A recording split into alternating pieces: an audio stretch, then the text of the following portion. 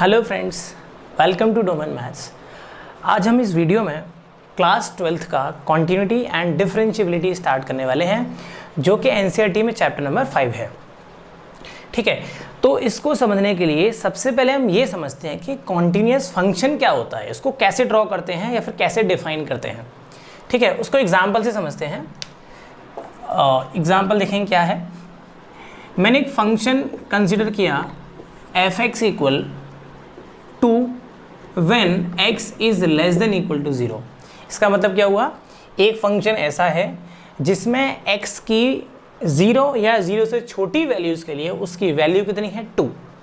ठीक, अच्छा मैंने मान के चला 5, f(x) की वैल्यू 5 है कब, जब x की वैल्यू ग्रेटर देन 0 है।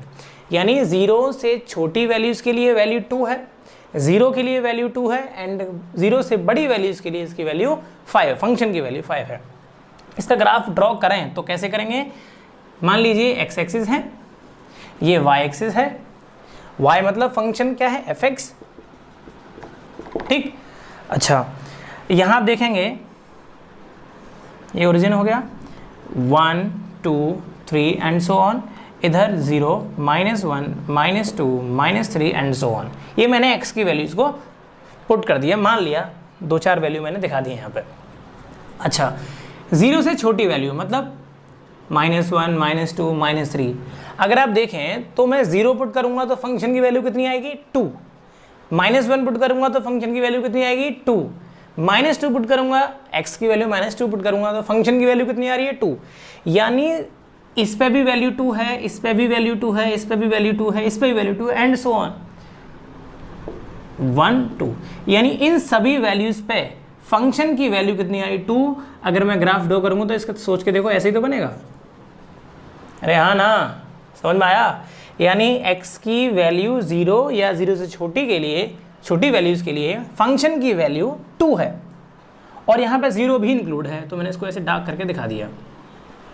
ठीक है, चलिए अब देखते हैं ये वाली वैल्यूज़ के लिए। 0 से बड़ी वैल्यू के लिए, 0 से बड़ी मतलब 1 2 3 4 5 एंड सो ऑन। फंक्शन की वैल्यू कितनी 5। तो देखो यहाँ पे भी 5 आएगी, यहाँ पे भी 5 आएगी, यहाँ पे भी 5 आएगी। इसका मतलब 3 4 5, यानी इन सभी वैल्यूज़ के लिए फंक्शन ऐसे ड्रॉ हो जाएगा। आई समझ में, आ रहा है समझ में। ठीक है, यहाँ पे देखो आप कि यहाँ पे देखो 0 इंक्लूड था, यहाँ पे 0 इंक्लूड नहीं है, तो मैंने इसको ऐसे ब्लैंक बना दिया ऐसे। यहाँ पे मैंने इसको फिल कर दिया, यानी यहाँ पे ये 0 इंक्लूड है, यहाँ पे 0 इंक्लूड नहीं था, इसलिए मैंने इसको हॉलो एक सर्कल बना दिया। क्लियर हुआ। इसका ग्राफ ऐसे ही बनेगा। तो आप ये सोचो, क्या ये फंक्शन, यानी क्या मैं इस कर्व को बिना मार्कर उठाए बना सकता हूँ। सपोज यहाँ से स्टार्ट करता हूँ तो ऐसे आप देखेंगे यहाँ पे मार्कर उठेगा कि नहीं उठेगा। यानी अगर हम कोई भी कर्व बनाते हैं और अगर मैं उसको बिना पेन उठाए ड्रॉ कर दूं तो समझ जाना वो फंक्शन कैसा होगा, कॉन्टिन्यूअस फंक्शन होगा। यानी मैथमेटिकल डेफिनेशन ही है, अभी वैसे ही बता रहा हूँ कि अगर मैं इसका ग्राफ ड्रॉ करूँ यहाँ से तो इसको हमें मार्कर को उठाना पड़ेगा। अरे हाँ ना, आप देखो ना, ऐसे ये बनाया यहाँ तक, फिर यहाँ से हम ये बनाएंगे, तो मुझे मार्कर उठाने की ज़रूरत पड़ी कि नहीं पड़ी, पड़ी। इसका मतलब ये फंक्शन कॉन्टिन्यूअस फंक्शन नहीं है। अगर आप वैसे देखें कि हमें पता कैसे लगेगा किसी फंक्शन को ड्रॉ कर, जरूरत हो ना सारे फंक्शन को ड्रॉ करें। अगर हमें किसी फंक्शन को ड्रॉ नहीं करना है और पहचानना है कि वो कॉन्टिन्यूअस है या नहीं है, तो देखो क्या देखेंगे। अगर आप एक चीज़ सोच के चलें कि 0 से सारी वैल्यू, छोटी सारी वैल्यूज़ के लिए फंक्शन की वैल्यू कितनी आ रही है 2 आ रही है 2। यानी अगर मैं ऐसी वैल्यू मान के चलूं 0 के लेफ्ट में, यानी फंक्शन की left hand limit tending toward 0 from left hand side, यानी फंक्शन की left hand limit, right hand limit मतलब tending toward 0 from right hand side, किसके, गिवन पॉइंट के। यानी फंक्शन की value from left hand and from right hand अगर value equal होती तो फंक्शन कॉन्टिन्यूअस हो जाता। यहाँ पे आप देखेंगे कि जब फंक्शन यहाँ से हमने ड्रॉ किया, यानी यहाँ से हम 0 की तरफ जा रहे हैं फ्रॉम लेफ्ट हैंड साइड, यहाँ से भी हम 0 की तरफ आ रहे हैं फ्रॉम राइट हैंड साइड। क्या आप ये देख पा रहे हैं कि दोनों की वैल्यू सेम है, यानी अगर यहाँ से मैं देखूँ तो 2 आ रही है, यहाँ से मैं देखूँ तो 5 आ रही है, सेम है नहीं है। तो ऐसे केस में फंक्शन कॉन्टिन्यूस नहीं होगा। इसका मतलब ये पहली कंडीशन हो गई, LHL of any function at given value, मैंने यहाँ पे तो 0 मानी थी, मैंने सपोज a लिख दिया, LHL of any function at given value, RHL of any function at given value, उसी वैल्यू पे अगर ये दोनों इक्वल होते हैं तो फंक्शन कॉन्टिन्यूस हो जाएगा, अगर ये इक्वल नहीं है तो फंक्शन कॉन्टिन्यूस नहीं होगा। आई बात समझ में? इस कंडीशन को बोलते हैं नेसेसरी कंडीशन। दो कंडीशन होती है इसकी, एक नेसेसरी वाली है, एक सफिशिएंट वाली है। समझ में आया? तो पहली बात, किसी भी क्वेश्चन को सॉल्व करने के लिए हम उसकी LHL निकालेंगे, RHL निकालेंगे। अगर वो सॉल्व होती, मतलब अगर वो इक्वल आते हैं, तो आगे सॉल्व करेंगे, वरना नहीं करेंगे। अब ये समझ में? चलिए एक एग्जाम्पल और लेके चलते हैं, इसी को समझते हैं आगे। fx इक्वल टू 5, दूसरा एग्जाम्पल लिया मैंने। यहाँ पे तो हमने लिया था 0 से छोटी वैल्यू के लिए, यहाँ मान के चल रहे हैं कि 0 जब नहीं है, मतलब फंक्शन की वैल्यू 2 है जब x नॉट इक्वल टू 0 है, और 5 कब है? जब x इक्वल टू 0 है। यानी x की कोई भी वैल्यू 0 को छोड़ करके उसकी वैल्यू कितनी है? 2, और 0 पे कितनी है? 5। ठीक है, चलो इसका ड्रॉ करते हैं। इसका तो सिंपल है, x fx 0 पे कितनी है? 0 यहाँ होगा, 0 पे कितनी है? 5। 0 नॉट इक्वल टू 0 मतलब 0 से छोटी वैल्यू के लिए भी और बड़ी वैल्यू के लिए भी। तो 0 से छोटी इधर, 0 से बड़ी इधर, इसका मतलब 0 से छोटी मतलब इधर भी 2 आ रही है वैल्यू, ये 2 पॉइंट है, और इधर भी 2 आ रही है। लेकिन ये इंक्लूड होगा कि नहीं होगा? ये वाला इंक्लूड नहीं है। क्यों? क्योंकि 0 पे तो वैल्यू 5 दे रखी है। तो अब आप यहाँ देखो, जब हम लेफ्ट हैंड लिमिट को देखते हैं from left hand side, right hand limit को देखते हैं फ्रॉम राइट हैंड साइड, तो आप देखेंगे यहाँ पे भी वैल्यू 2 है, LHL की भी, RHL की भी 2 है। हमने यहाँ क्या पढ़ा था? हमने पढ़ा था जब LHL और RHL इक्वल हो जाते हैं, LHL पे जो वैल्यू आती है और RHL पे जो वैल्यू आती है अगर इक्वल होती हैं तो फंक्शन कैसा हो जाता है? कॉन्टिन्यूस। लेकिन नहीं, ये कॉन्टिन्यूस नहीं है। आप सोच के देखो, अगर मैं यहाँ से इसका ड्रॉ करूँ, कर ऐसे बनाया, तो देखो मुझे यहाँ पे पेन उठाना पड़ेगा। अरे समझ में? तो इसका मतलब LHL और RHL के अलावा एक वैल्यू और देखते हैं, यानी ये जो 5 थी, अगर ये भी 2 होती तो आप सोच के देखो ऐसे बन जाता इसका कर्व, बंदा। फिर हमें मार्कर उठाने की जरूरत पड़ती? नहीं पड़ती। तो यानी इसमें आप एक कंडीशन और ऐड कर देंगे, LHL equal to RHL and function की वैल्यू उसी पॉइंट पे, यानी LHL RHL नहीं, फंक्शन की वैल्यू भी उस पॉइंट पे कैसी होनी चाहिए? इक्वल चाहिए। इस कंडीशन को बोलते हैं सफिशिएंट कंडीशन। आई बात समझ में? आ रहा है समझ में? यानी किसी फंक्शन की कॉन्टिन्यूटी को चेक करने के लिए हमें 3 चीज़ें निकालनी पड़ती हैं, LHL, RHL और फंक्शन की उसी पॉइंट पे वैल्यू कितनी आई है। अगर वो तीनों इक्वल आएंगी तो इसका मतलब फंक्शन कॉन्टिन्यूस है, अदरवाइज वो नहीं है। समझ में आया? अच्छा, एक छोटी सी बात तो समझते हैं। अगर आपसे कभी क्वेश्चन में पूछा कि ये फंक्शन किस पॉइंट पे डिसकंटिन्यूअस है, एट किस पॉइंट पे पूछे हो, किस पॉइंट पे डिसकंटिन्यूअस है या फिर किस पॉइंट पे कॉन्टिन्यूअस है, ऐसी जगह पूछेगा, तो हमें ऐसा नहीं है सारे पॉइंट पे चेक करनी हो, सारे पॉइंट पे नहीं करना होता है। जहाँ पे फंक्शन में दिया हो उसी पॉइंट पे चेक करते हैं, क्योंकि अगर डिसकंटिन्यूअस हुआ तो केवल उसी पॉइंट पे होगा, वरना हर जगह कॉन्टिन्यूअस होगा। समझ में आया? ठीक, चलिए इसका एग्जाम्पल लेके समझते हैं कि क्या होता है। चलिए एक एग्जाम्पल लिया है हमने, examine the continuity this function at given point, मतलब x इक्वल टू 2 पे। ठीक, 2 देखो यहाँ भी लिखा हुआ है, हमें 2 पे चेक करना है फंक्शन कॉन्टिन्यूअस होगा कि नहीं होगा। देखो अभी तो हमने वहाँ पर लिख दिया था कि LHL इक्वल टू RHL। ठीक, हमने 3 कंडीशन लिखी थी। LHL इस फंक्शन के लिए, मतलब इसके सॉल्यूशन के लिए हम क्या देखेंगे? LHL ऑफ fx एट 2, क्योंकि हमने वहाँ पे a लिखा था, अब यहाँ पे देखो 2 है। LHL of fx at 2 equal RHL of fx at 2, and तीसरी कंडीशन क्या थी? F2। तो ये तो आप इजीली निकाल लेंगे। फंक्शन की वैल्यू बस क्या पुट करनी है? 2। तो आप खुद सोचो 2 इसमें आएगा कि इसमें आएगा? 2 इसमें आएगा कि इसमें आएगा, 2 इसमें आ रहा है तो 2 पुट करना, 2 + 1 3। ये तो सिंपल था, इसमें तो कोई दिक्कत नहीं है। अब दिक्कत ये कि आप LHL और RHL निकालेंगे कैसे बिना ड्रॉ करें, दिक्कत तो ये ना।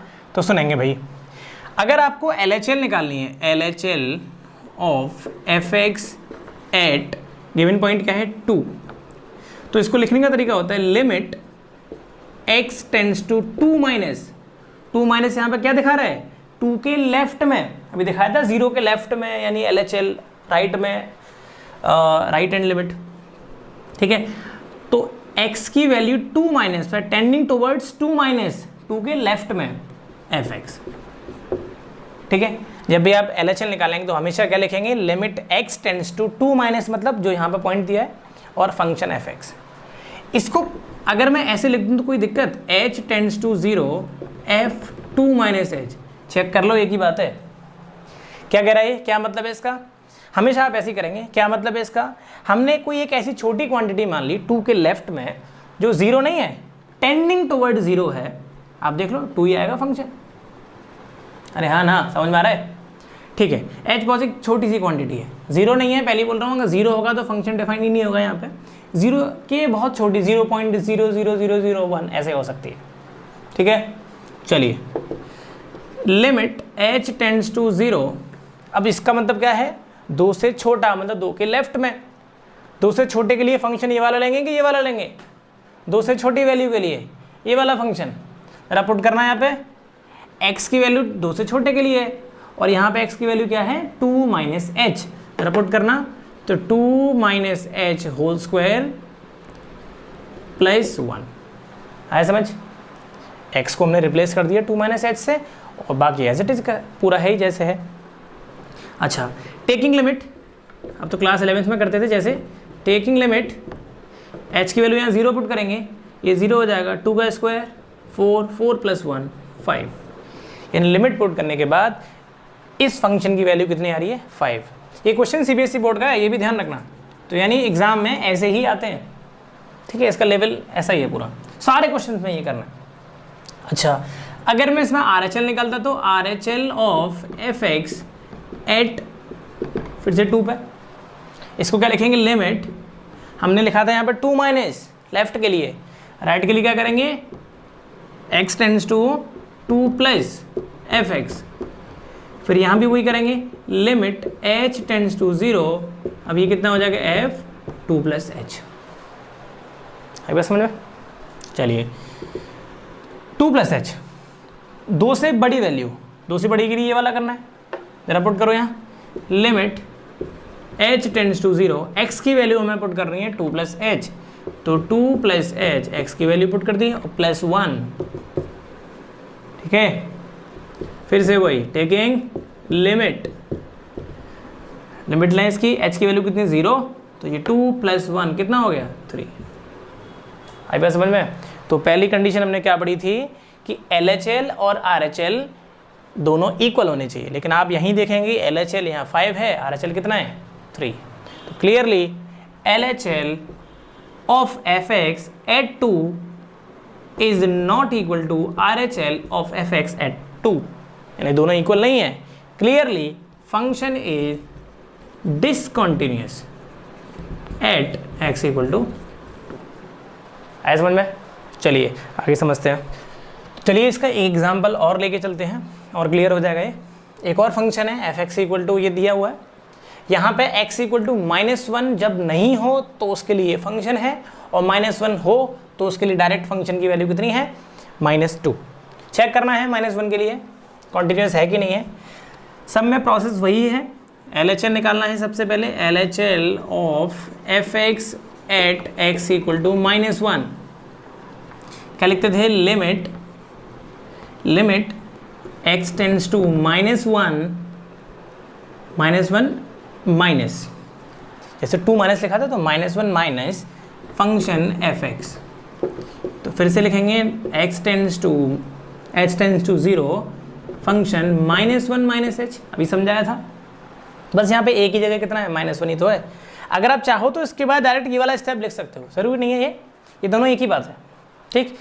अच्छा, लिमिट h टेंड्स टू 0, -1 से छोटा फंक्शन, यही है, -1 से बड़ा फंक्शन है फिर से यही है, तो पुट करेंगे x की वैल्यू कितनी है -1 माइनस एच, एक्स की value whole square -1 minus H plus 1। ठीक, देखो 1 से कट गया। ठीक है, आपने क्लास 11th में लिमिट्स चैप्टर पढ़ा होगा, अगर नहीं पढ़ा है तो एक बार उसको पढ़ लें, क्योंकि इस पूरे चैप्टर में अगर आप पे क्लास 11th का लिमिट्स आता होगा तो आप बहुत जल्दी कर देंगे इस चैप्टर, कोई ज़रूरत नहीं, क्योंकि कॉन्सेप्ट जो है वो उतना ही था, एक्स्ट्रा नहीं है, कुछ 2-4 कॉन्सेप्ट और हैं, छोटे छोटे हैं, लेकिन वो मेन कॉन्सेप्ट इसका यही था। ठीक है, तो प्लीज़ आप उसको एक बार पढ़ लें। चलिए, limit h tends to 0 whole square खोल देंगे तो ये आ जाएगा 1 plus H square plus 2h minus 1 upon minus H. आप देखेंगे 1 से 1 कट गया, डायरेक्ट लिख दो, डायरेक्ट लिखूंगा समझना। ठीक है, h देखो कॉमन ले कट जाएगा, तो यहाँ पे कर रहा हूँ, तो ये आ जाएगा limit h tends to 0, h common ले लिया, h plus 2 minus H cut गया, टेकिंग लिमिट, तो आप देखेंगे h की वैल्यू 0 प्लस 2 और देखो नीचे माइनस है तो ये आ जाएगा -2। आ रहा है समझ में? अच्छा, ये तो होगी इसकी LHL। अगर RHL निकालनी होती तो क्या करते, यहाँ प्लस हो जाता, ठीक है, यहाँ प्लस हो जाता। अब आप देखेंगे -1 से बड़ा फंक्शन यही वाला तो होगा, इसी में पुट करेंगे तो ये हो जाएगा -1 प्लस एच का whole square -1 upon -1 plus H plus 1। आ रहा समझ? फिर से 1 से 1 कटता, फिर हम इसका होल स्क्वायर खोलते तो कितना आता 1, ये बस यहाँ माइनस आ जाता। ठीक, फिर 1 से 1 कटता, यहाँ पर at x equal to -1। Clear? चलिए कल हम करेंगे 5.1। आपको एक बार क्लास 11th की लिमिट्स पढ़नी है, उसके सारे फॉर्मूलेज वगैरह एक बार रिवाइज करने हैं, फिर आपको बहुत इजी लगेगा। कल करते हैं इसकी एक्सरसाइज नंबर 5.1। ठीक, चलिए।